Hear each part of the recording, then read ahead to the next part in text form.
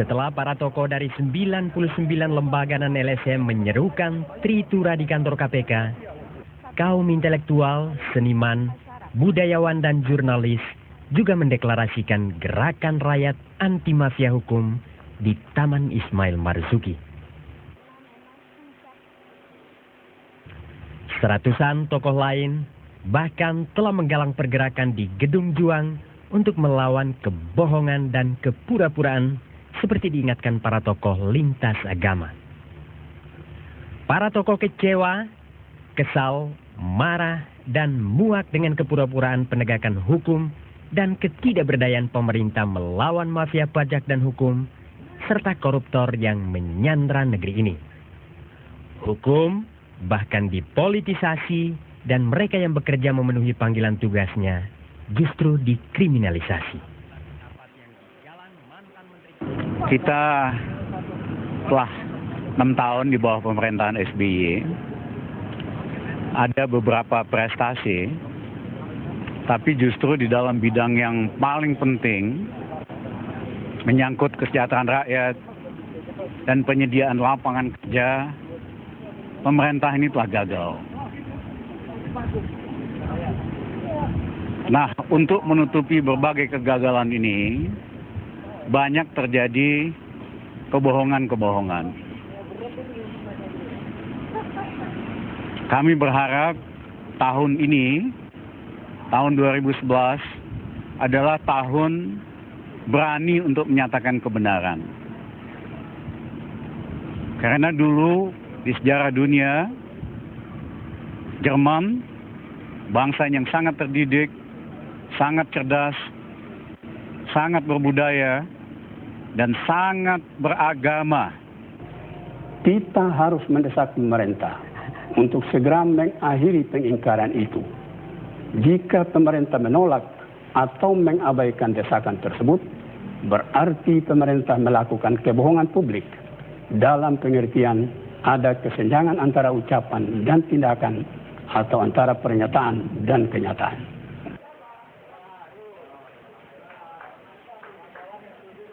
Para tokoh bangsa yang tersebar di berbagai kelompok gerakan itu muncul setelah para tokoh lintas agama turun gunung dan menyatakan sikap berdasarkan 18 kebohongan yang teridentifikasi dengan jelas. Namun, seruan moral para tokoh lintas agama itu justru ditepis pemerintahan SBY Budiono. Meskipun dibingkai dalam rangkulan hangat di istana. Para pembantu presiden bahkan menuduh gerakan moral para tokoh lintas agama itu ditunggangi kepentingan politik menjelang pemilu 2014. Sementara di luar negeri, Presiden SBY justru menyerukan seluruh komponen masyarakat bersatu mewujudkan cita-cita bangsa. Tim Liputan, Metro TV. Ya, kembali di Metro Pagi dan kita akan memasuki perbincangan pagi ini. Jadi membicarakan mengenai gelombang tuntutan terhadap pemerintah ini terus bergulir dan hanya dalam waktu 2 pekan terakhir muncul beberapa deklarasi yang digagas aneka kelompok masyarakat dan ini adalah bukan masyarakat biasa tapi tokoh. Iya, mulai dari 18 kebohongan oleh para tokoh agama, pasti masih pada ingat nih semuanya. Juga ada tahun kebenaran oleh 100 tokoh pergerakan. Dan juga ada 3 tuntutan rakyat dari kalangan lainnya, serta terakhir ini yang kita juga akan bahas hari ini, kelompok yang menamakan diri Gerakan Anti Mafia Hukum atau GRAM Hukum. Dan apa sebenarnya agenda yang mereka usung dalam deklarasinya ini? Kita telah bergabung bersama narasumber kita pagi ini, yaitu para anggota GRAM nih. Dan juga sebenarnya adalah narasumber Metro Pagi biasa, tapi dari posisi mereka masing-masing, tapi sekarang dari GRAM. Iya, nah kita juga mengundang tentunya deklarator dalam hal lain untuk menghimbau pemerintah ya. Kita perkenalkan dulu pemirsa, di sebelah kiri saya ada Pak Rizal Ramli, selamat pagi. Selamat pagi. Beliau ini yang lebih dulu mendeklarasikan, kalau waktu itu kita ingat ada sejumlah tokoh pergerakan. Ya, itu perlawanan terhadap kebohongan, yang kita kenal dengan tahun kebohongan mereka bilang ini. Dan juga di sebelah Pak Rizal Ramli ini ada 2 orang dari GRAM Hukum. Mukanya pada geram-geram nggak nih semuanya? Iya, yang di tengah Zainal Arifin Mukhtar, selamat pagi. Selamat Dan pagi, juga Mbak. ada Mas Burhanuddin Mustadi, selamat pagi semuanya. Kalau ini sebelumnya dari Pukat UGM dan juga dari LSI ya. Tapi hari ini mereka geram. Iya. Geram. Dan sebenarnya munculnya gerakan geram ini sendiri sudah banyak sebenarnya kita lihat, tadi juga kita beritakan banyak gerakan-gerakan yang sudah muncul. Kenapa merasa harus muncul lagi nih geram? Coba mungkin kan diawali dengan kemuakan sebenarnya ya. Kita diawali dengan kemuakan bahwa kenapa kemudian hukum ada banyak yang terungkap tapi tidak satu pun yang selesai.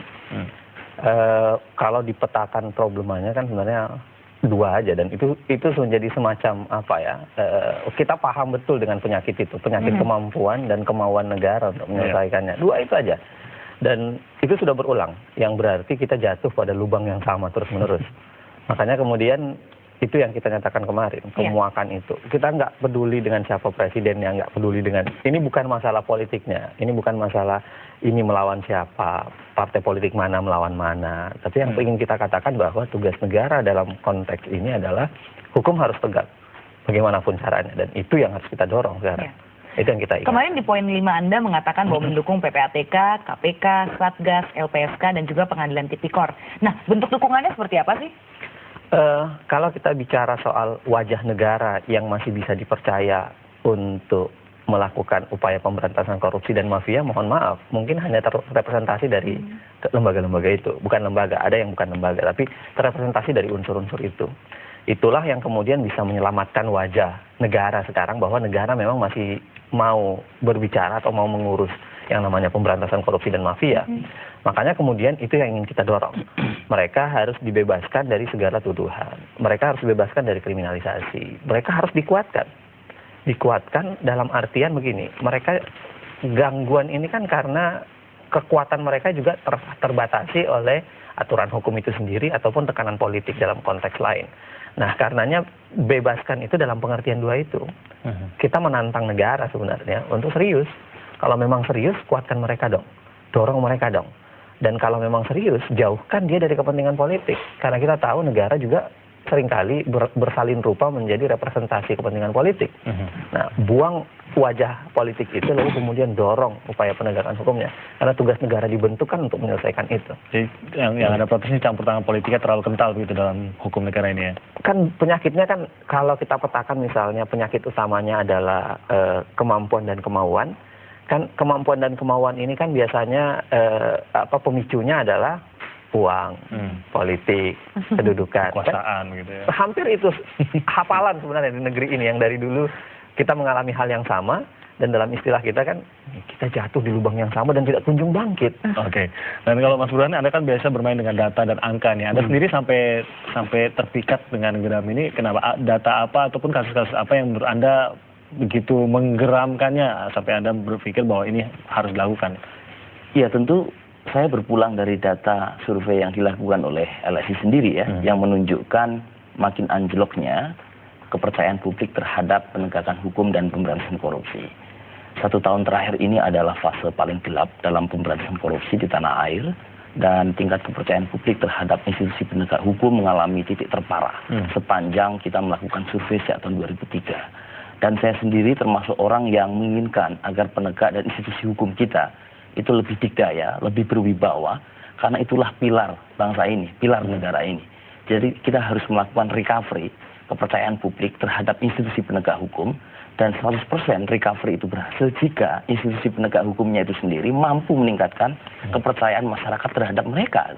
Kalau misalnya mereka gagal, ya mohon maaf kalau kemudian masyarakat mengambil cara lain di luar dari mekanisme yang disediakan oleh hukum. Nah, untuk itu saya sendiri memang kemarin tidak hadir ya, karena ada acara di kampus, tapi setidaknya saya memberikan dukungan moral kepada GERAM, kepada institusi gerakan sosial lainnya, untuk mendesakkan agenda-agenda yang terkait dengan penyelesaian masalah ketidakpercayaan publik terhadap masalah hukum. Gitu.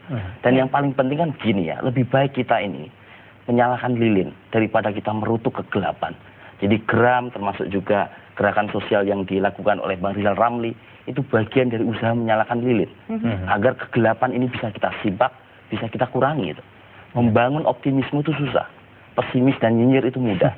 Tapi buat kita akan jauh lebih berguna jika kita berhasil menularkan kegelisahan ini kepada masyarakat untuk bersama-sama memberikan partisipasi mereka untuk Indonesia yang lebih baik. Ya, baik. Kalau Bang Rizal ini, Anda lebih dulu mendeklarasikan sesuatu untuk menghimbau pemerintah ya, sudah sekitar sepekan lebih.